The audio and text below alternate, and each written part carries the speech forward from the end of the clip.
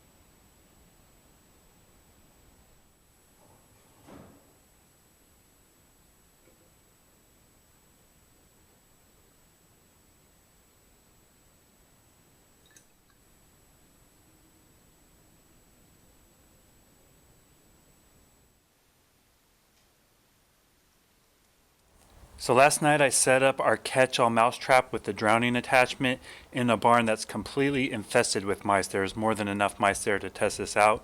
And what I found is there are 3 mice in that drowning attachment. This definitely works. Any mice that get caught on this chamber will eventually try to escape, come through this little slinky and drop into the water, and then you don't have to deal with live mice. You can just dump this out, take that off, dump it out, fill it up with water and reset it, and you're ready to go. You got to wind this up. Now, testing it in the real world conditions, not just pet mice, I learned some huge things that I didn't know before.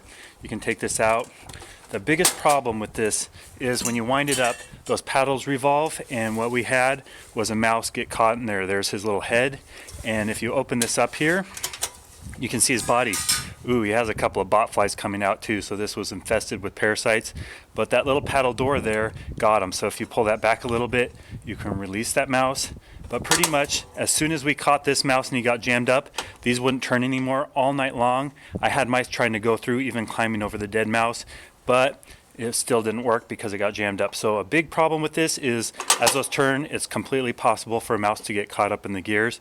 But if that doesn't happen, this will catch mice all night long. So still a great trap.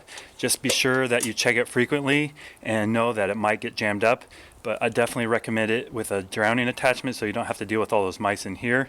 A really good trap still. It's interesting to test it out with real mice, not just pet mice. A lot of people requested that. So there it is, real mice with the Ketch-All mousetrap.